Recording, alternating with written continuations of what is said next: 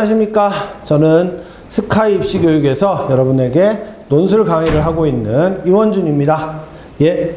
저희는 저희가 먼저 제가 여러분에게 저희 학원하고 저희 논술 수업에 대해서 설명을 드리도록 하겠습니다.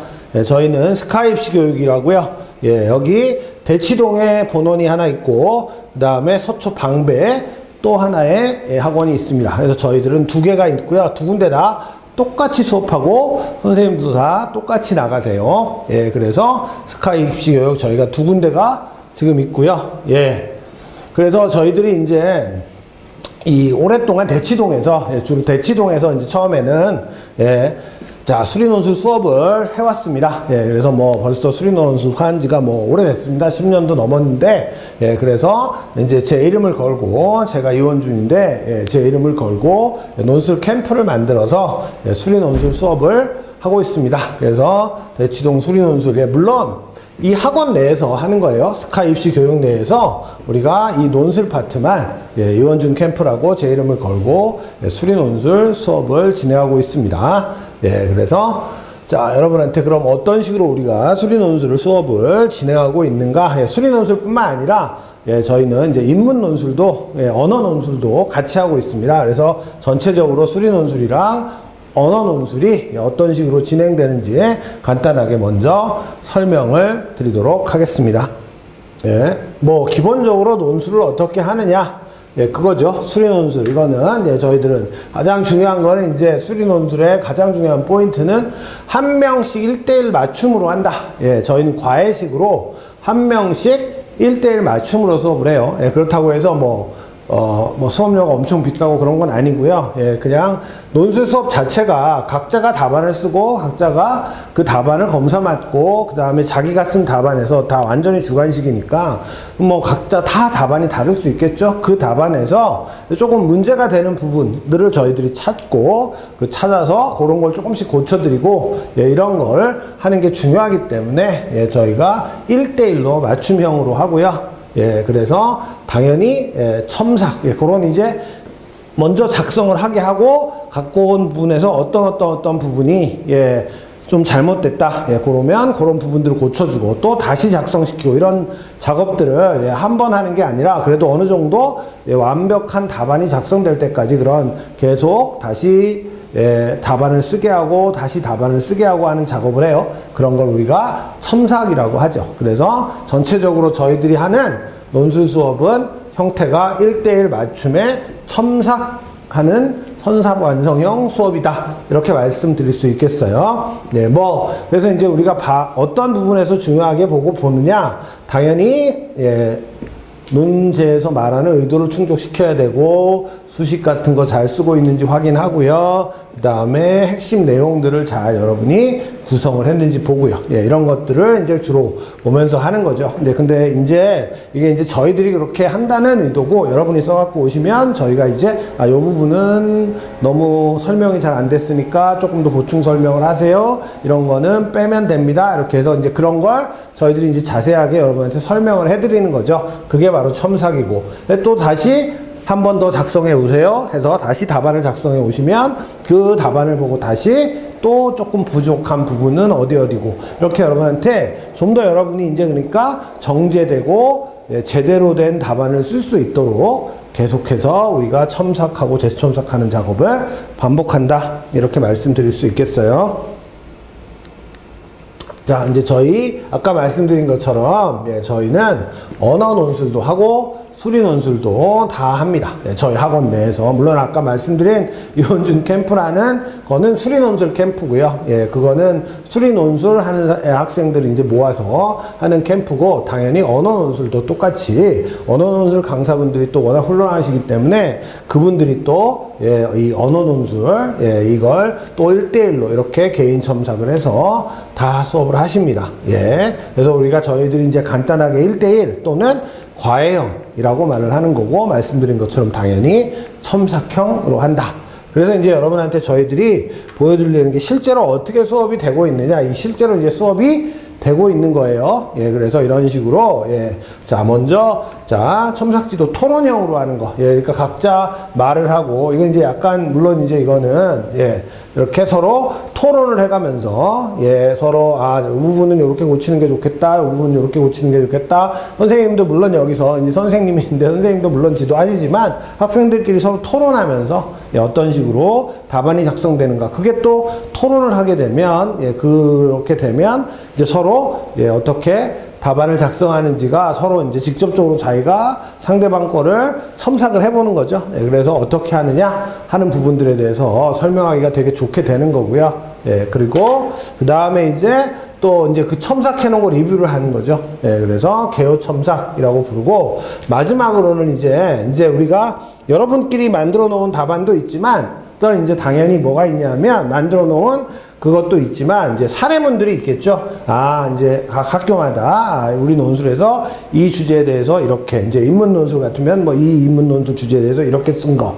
예, 수리 논술 같으면 수리 논술 이제 해설 답안, 예시 답안 같은 게 있죠. 그런 예시 답안이랑 여러분 답안이랑 비교를 해가면서 어떤 부분에 문제가 있는지, 어떤 부분에 문제가 없는지, 그런 식으로 이렇게, 예, 비교 첨삭을 직접 해본다. 이런 말이 되겠죠. 그러니까 여러분이 이제 말하자면 저희들이 이런 거 고치세요, 이런 거 고치세요 해서 고치고, 뭐 토론, 여러분이 스스로 토론을 해서 고치고, 또 저희들하고 같이, 선생님들하고 같이 얘기해서 고치고, 그리고 마지막에는 실제로 이 사람들이 우리들한테 제공했던 예시 답안은 이런 형태였다. 이런 형태의 예시 답안이랑 여러분 답안이랑 스스로 비교해 가면서 어떤 부분이 잘 됐느냐 안 됐느냐 이런 걸 할 수 있다는 거죠. 여러분 스스로 토론을 해서 첨삭을 할 수도 있고, 그죠? 또 이렇게도 하고요. 또 이런 게 더 도움이 되는 문항들도 있어요. 또 어떤 건 이제 아까 말씀드린 것처럼 선생님이 이제 직접 어떤 식으로 하시는 게 좋습니다 하는 개요 첨삭. 그리고 또 실제로 답안은 하고 여러분이 해놓은 첨삭,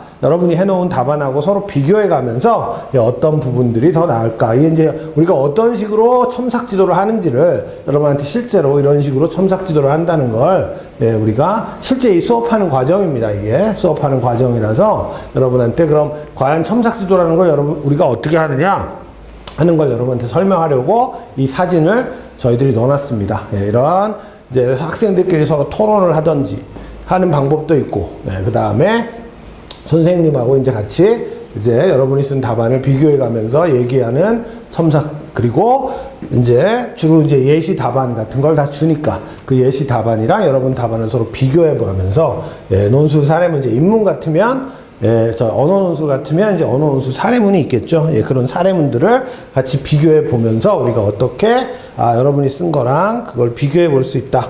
예, 그런 걸 얘기하는 겁니다. 이제 저희들 같은 경우에는 예시 답안을 주니까 그 예시 답안하고 여러분 답안하고 뭐가 조금 다른지, 어떤 부분에서 여러분이 조금 더 정제해서 쓰는 게 좋은지 그런 걸 할 수 있겠죠. 예, 그래서 이런 방법들을 이용해서 우리가 첨삭 지도를 한다 하는 걸 여러분한테 설명을 하는 게 되겠어요.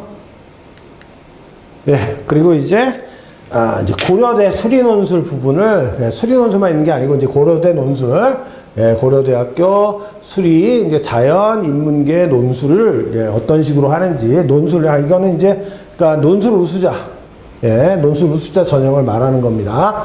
예, 논술 100%로 뽑는 논술 우수자 전형에 대한 설명을 간단하게 드릴게요. 예, 요거 논술 우수자 전형은 당연히 논술 100%로 뽑습니다. 그러니까 내신이 하나도 들어가지 않는다는 뜻입니다. 그런데 뭐는 있다?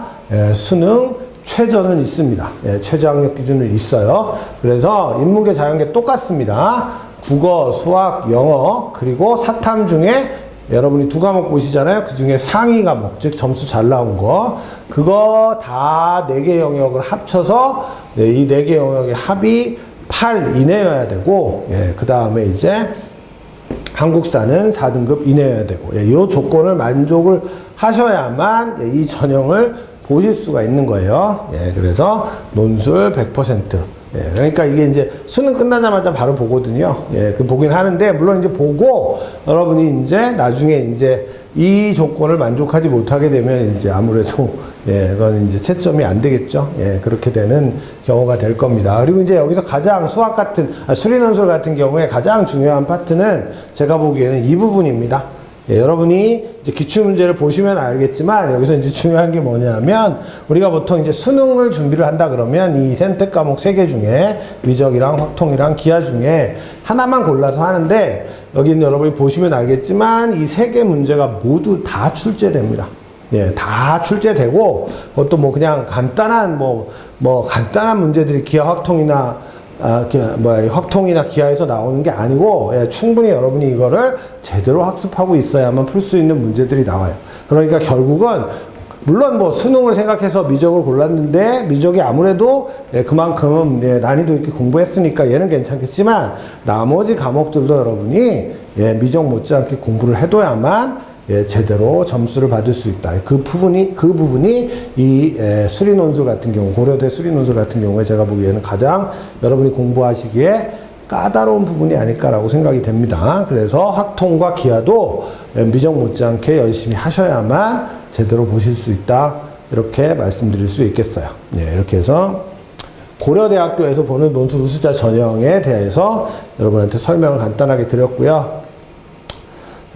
그래서 이제 저희가 아까 말씀드린 것처럼 제가 말씀드린 저희 논술 캠프가 있는데 그 안에 이제 뭐 고려대 논술 캠프, 연세대 논술 캠프 이런 식으로 나눠져 있는데, 이제 고대 같은 경우는 사실 작년에 처음 생겼잖아요. 그래서 이제 올해 이제 한 번 보고 올해가 이제 2번째 보는 거잖아요. 근데 이제 우리가 기존에 알고 있던 고려대 논술, 그 전에 옛날에 본 거라든지 아니면 뭐 다른 학교들 논술하고 약간 색채가 다르죠. 고려대 논술 같은 경우에는 문제는 그렇게 어렵지 않은데 시간은 문제수가 조금 많고요. 문제수가 조금 많고 뭐 시간은 비슷한데 문제수가 조금 많아요. 다른 우리가 흔히 보는 논술보다. 그리고 시간은 상대적으로 조금 짧은 편인 거고. 그리고 문제 난이도는 우리가 생각하는 것보다 그렇게 어렵진 않습니다. 어느 정도 우리가 충분히 풀 수 있는 유형의 문제를 주기 때문에 점수를 잘 맞으셔야 돼요, 되게. 이거는 거의 아주 점수가 높으면 높을수록, 그러니까 정답을 잘 구하셔야 됩니다. 그런 게 작년에 이제 한번 실시한 고려대 논술을 저희들이 전체적으로 본 평가는 그렇다라고 말씀을 드릴 수 있고요. 아까 말씀드린 것처럼 저희는 대치동 본원에도 똑같은 선생님들이 가서 수업하시지만 마찬가지로 이쪽 서초 방배동 쪽 여기도 똑같이 선생님들이 가셔서 여기도 반이 있고 여기도 반이 있습니다. 그래서 대치동이랑 서초랑 뭐 다른 건 하나도 없고요. 똑같은 선생님들이 똑같이 수업을 하니까 여러분이 여기서 여러분들의 집에서 가까운데 아무데나 고르셔도 상관없습니다. 선생님들이 똑같으시니까 이렇게 두 군데서 이 수리논술 수업을 진행하고 있다는 말씀을 드리겠어요.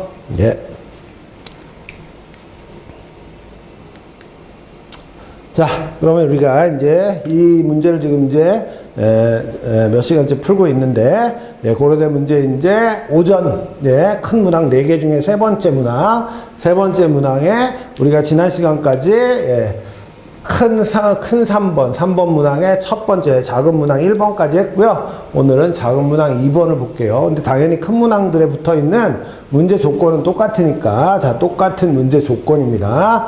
자, 이건 기하 문제죠. 3번 문제는.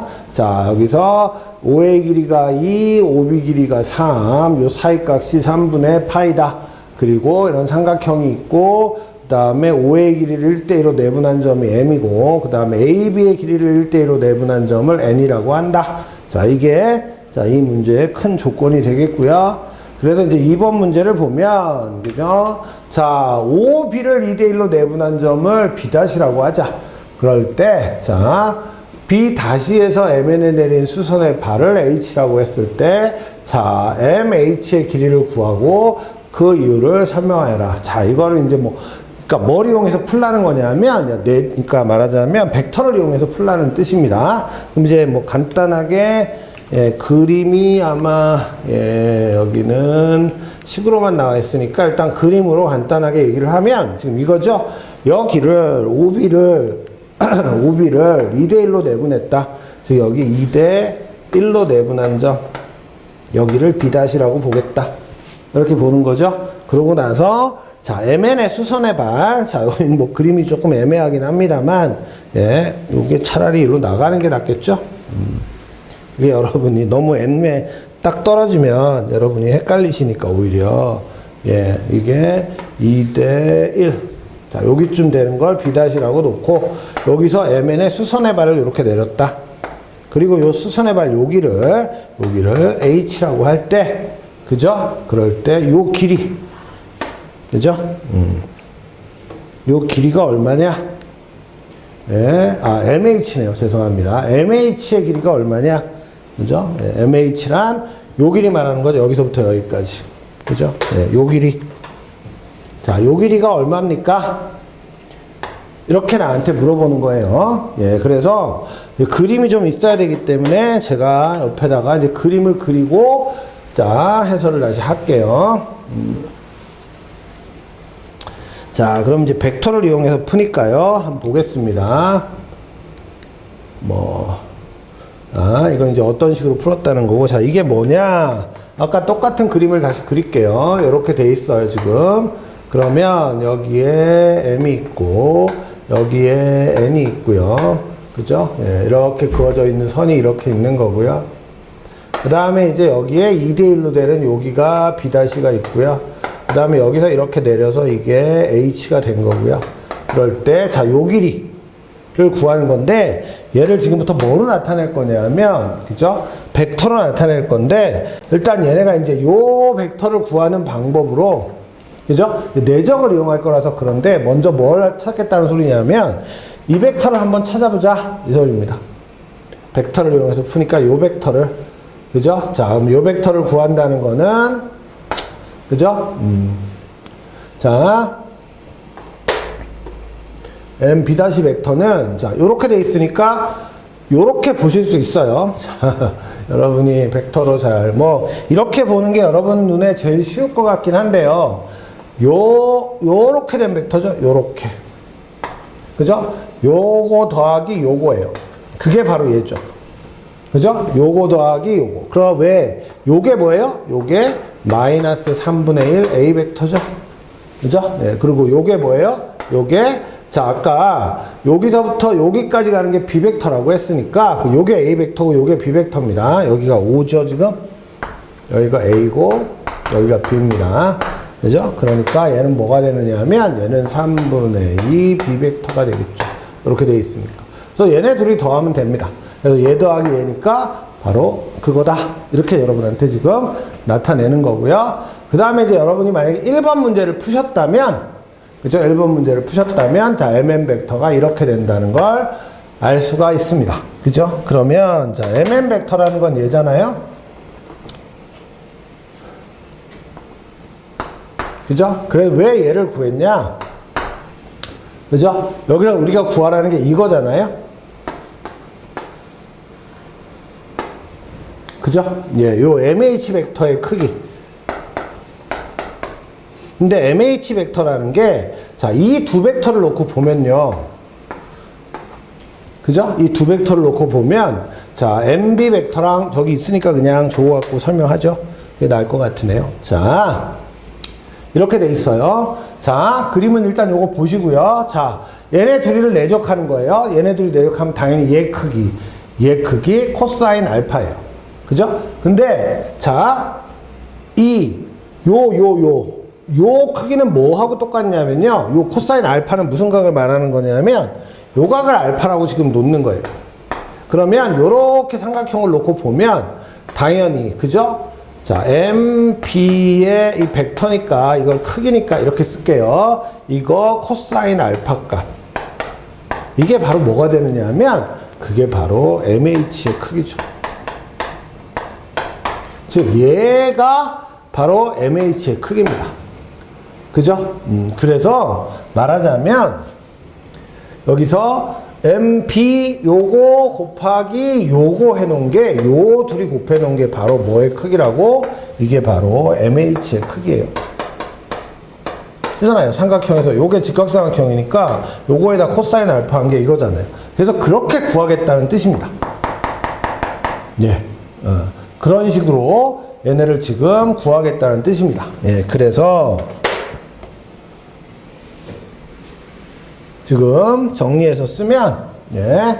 이제 뭐 이 식이 중요한 게 아니고 이제는 예, 그림은 다 했어요. 어떤 식으로 이걸 풀 건지 여러분한테 설명을 했으니까 그죠? 뭐가 뭔지 알았으니까요. 그죠? 바로 MB 벡터에다가 코사인 알파 해놓은 게 바로 뭐라고? 그게 바로 MN의 크기라고요. 그죠? MN의 크기예요. MN 벡터의 크기. MN의 길이죠, 그게. 그래서 MH의 길이를 말하는 거예요. 따라서 얘를 구하면 되니까, 자, 얘는 이렇게 내적이 됐고요. 그죠? 그러니까, 요게 바로 MN의 크기니까, 즉, 요 값은 당연히 얘네들이 내적한 값에 이걸로 나누면 되는 거죠. 그래서 이걸로 나누고 얘네들이 내적하면 됩니다. 이렇게 돼 있어요. 이제 1번 문제를 여러분이 푸셨다면, 1번 문제에서 요 크기를 구하는 문제였어요. 그래서 얘는 3분의 루트 19가 나와 있는 거고요. 그 다음에 이제 얘네들이 내적한다는 건 당연히 얘하고 얘를 내적하는 거죠. 뭐 내적하는 거는 여기에다가 뭐 얘네 이렇게 해놨으니까 할 수 없죠. 자, 얘는 3분의 여기도 똑같은데 이제 얘네는 이렇게 본 겁니다. 지금 3분의 마이너스 A 벡터 플러스 2B 벡터에다가 내적 3분의 A 벡터 플러스 B 벡터 내적. 자, 이걸 내적할 거예요. 얘를 내적하면 당연히 얘는 3분의 3분의니까 앞에 뭘 꺼낼 수 있다고? 앞에 안 꺼내고요. 밑에 썼네요. 이거 9분의고, 그죠? 자, 얘네 둘이 이제 내적하면 되는 거죠. 그죠? 이렇게 된 거 두 개 내적하면 되니까, 그죠? 얘네들이 하니까 마이너스 A 벡터 크기 제곱. 얘네들이 하니까 플러스 2 B 벡터 크기 제곱. 자, 이건 이제 우리 곱셈처럼 하는 거죠. 이러면 2AB 빼기 AB니까 A 내적, B 내적. 그래서 이렇게 됐다. 그죠? 자, 그러면 얘 크기 알죠? 2인가 주어져 있습니다. 얘가 3인가 주어져 있고 다 집어넣고요. 그 다음에 A 내적, B 내적 한 것도 그 사이 값이 우리가 이제 1번 문제 푸셨으면 여기가 3분의 파인 거를 알기 때문에 A 내적, B 내적 값도 여러분이 구하실 수 있습니다. 그래서 이거 싹 다 계산하고 9분의로 나눠서 이거 계산하면 이렇게 되는 값이 나오고, 그죠? 요 값이 바로 뭐라고? 바로 이거. 이게 아까 그림에서 보셨듯이 뭐 이걸 따로 알파가 얼마 이런 걸 구하는 게 아니라 이게 바로 뭐라고? MH의 길이를 나타내고 있다. 따라서 MH의 길이는 이런 식으로 되니까, 그죠? 요게 바로 우리가 구하고 싶어 하는 답이 된다. 이렇게 되는 거죠. 예. 그래서 이제, 여기 그림이 없어서 제가 여러분한테 그림을 한 거고, 그림을 어떻게 찾으면 되느냐, 이 알파를 찾고 이러는 게 아니에요. 예, 이런 식으로 요걸 통으로 그냥 구해내시면 된다. 그래서 이런 식으로 해결하실 수 있다. 하고 말씀드릴 수 있겠어요. 예, 그래서 자, 여러분하고 같이 큰 문제 3번에 지난 시간에 1번, 이번 시간에 2번 문제를 풀어봤습니다. 자, 말씀드렸듯이 여러분이 벡터를 이 평면 벡터라고 부르죠. 이렇게 된 거. 공간 벡터는 아니고 평면 위에 있는 그러니까 이 평면 위에 있는 그러니까 좌표가 2개짜리 벡터죠. 근데 그거를 이제 좌표로 놓고 푸는 게 아니라 그냥 벡터 상황에서 우리가 해결을 하는 그런 문제가 되겠어요. 왜냐하면 삼각형 그냥 주고 A 벡터랑 B 벡터를 그냥 삼각형에 있는 벡터로 주었으니까 좌표 벡터가 아니고 그냥 평면상에 있는 벡터 2개를 갖고 어떻게 해결할 것인가 하는 문제를 여러분한테 물어본 문제였습니다. 그래서 아주 어려운 문제는 아니지만 또 그렇다고 해서 여러분이 제대로 벡터 공부를 하지 않으면 이런 풀이를 여러분이 스스로 생각해서 풀기가 쉽지 않습니다. 그래서 여러분이 만약에 논술을 준비하신다면 고대 논술 우수자 전형을 준비하신다면 반드시 지금도 안 늦었습니다. 지금부터라도 기하랑 확통을 같이 공부를 하셔야 된다는 말씀을 다시 한번 드리고요. 오늘 수업은 여기까지 하도록 하겠습니다. 지금까지 들어주셔서 감사합니다.